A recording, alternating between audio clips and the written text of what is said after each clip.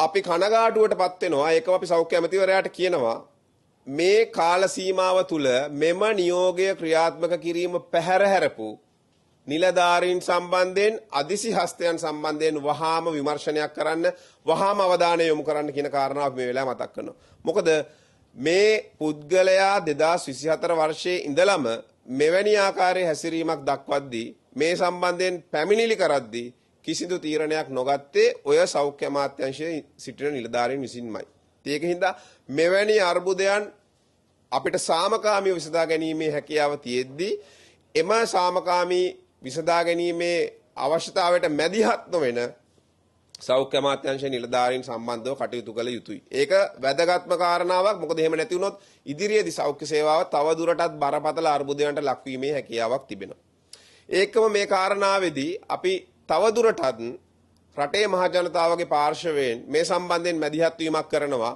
අපි කාලයක් තිස්සේ කියන කාරණාවක් තමයි ලංකාව තුල පෞද්ගලික රෝහල්වල සුදුසුකම් නොලත් පුද්ගලයන් රෝගීන්ව විකිරණයට භාජනය කරමින් ඉන්නවා. ඔවුන් විකිරණ තාක්ෂණ වේදීන් ලෙසින් හැසිරෙමින් ඉන්නවා, රාජකාරී කරමින් ඉන්නවා. ඒක බරපතල තත්වයක්. බරපතල නීති විරෝධී තත්වයක්. මේ සම්බන්ධයෙන් අපි දිගින් දිගටම අවධානය යොමු කරනවා සහ ඉදිරියේදී මේ සම්බන්ධයෙන් අපේ ක්‍රියාමාර්ග තවත් තීව්‍ර කිරීමට බලාපොරොත්තු වෙනවා. අපි සෞඛ්‍ය ඇමතිවරයාගෙන්, සෞඛ්‍ය නියෝජ්‍ය ඇමතිවරයාගෙන්, සෞඛ්‍ය ලේකම්වරයාගෙන් ඉල්ලීමක් කරනවා. සෞඛ්‍ය අමාත්‍යාංශයට බරපතල වගකීමක් තියෙනවා පුද්ගලික රෝහල් වල සේවය නිවැරදිව සිදු කරනවාද කියන එක සොයා බලන්න. පෞද්ගලික වෛද්‍ය ආයතන නියාමන කොමිසම් සභාව තිබෙන සෞඛ්‍ය අමාත්‍යාංශයේ යටතේ මේ ඒකකය, මේ ආයතනය තව දුරටත් ඉන්නේ නීති විරෝධී ක්‍රියාවන් වලට අනුබල දෙමින්, නිදහස ලබා දෙමින්. මේක වහාම විමර්ශනය කරන්න ඕනේ. සුදුසුකම් නොලත් පුද්ගලයන් රෝගීන්ව විකිරණ අවදානමකට හෙළමින් ඉන්නවා. වෛද්‍ය පරීක්ෂණ විශේෂයෙන්ම ගත්තොත් විදේශගත වීමේදී සිදු කරන වෛද්‍ය පරීක්ෂණ සම්බන්ධයෙන් ආයතන බොහෝ ප්‍රමාණයක් තිබෙන හතු පිපෙන්නා වගේ මේවා දවසින් දවස විවෘත වෙමින් පවතිනවා රට පුරා. මේ ආයතනවල විකිරණ පරීක්ෂණ කරන බොහෝමයක් පුද්ගලයන් සුදුසුකම් නොලත් පුද්ගලයන් නීති විරෝධී කාර්යයක නිරත වෙන්නේ. අපි සෞඛ්‍ය ලේකම්වරයාගෙන් ඉල්ලීමක් කරනවා මේ සම්බන්ධයෙන් වහාම අවධානය යොමු කරන්න. රටේ ජනතාව අවදානමේ හෙලීම වළක්වා ගැනීමේ වගකීම තිබෙන සෞඛ්‍ය අමාත්‍යාංශයට.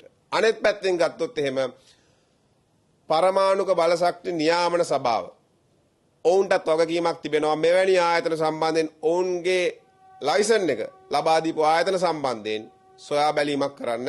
මේ වෙනකොට ඔවුන් යම් අවධානයක් යොමු කොට තිබෙනවා කියන එක අපිට වාර්තා වෙමින් පවතිනවා. ඊයේ දිනය වෙද්දී අතුරුගිරිය සහ කඩුවෙල ආයතන දෙකක් වැටලීමට ලක් කරලා තිබෙනවා. ඒ ආයතන දෙකේම ඒ වෙලාවේ රාජකාරී කරමින් ඉඳලා තිබෙන්නේ සුදුසුකම් නොලත් පුද්ගලයන්. ඔවුන් ඒ සම්බන්ධයෙන් තීරණ ගත්තාය කියලා ඊයේ දවසේ අපිට තොරතුරු වාර්තා වෙනවා. අපි මේ සම්බන්ධයෙන් ඔවුන්ට විශේෂ ස්තුතියක් පුද කරනවා සහ අපි ඔවුන්ගෙන් ඉල්ලීමක් කරනවා. ඔබේ වැටලීම් තවදුරටත් තීව්‍ර කරන්න. රට පුරා මේ වෙනකොට අවදානම් විකිරණය අවදානම් ආකාරයෙන් භාවිතා කරන පුද්ගලයන් ඉන්නවා. ඒක ව්‍යාපාරික පදනමෙන් විශේෂයෙන්ම ගත්තොත් පුද්ගලික රෝහල් වල අයිතිකරුවන් ඔවුන්ගේ ලාභය වැඩි කර ගැනීම සඳහා රෝගීන් අවදානමකට හෙළමින් සිටිනවා. ඉතින් අපිට එහෙම රජයක් විදියට, රටක් විදියට රටේ ජනතාව අවදානමකට හෙළන්න බෑ. මෙකී ආයතන තම තමන්ගේ වගකීම නිසියාකාරයෙන් ඉෂ්ට කළ යුතු වෙනවා.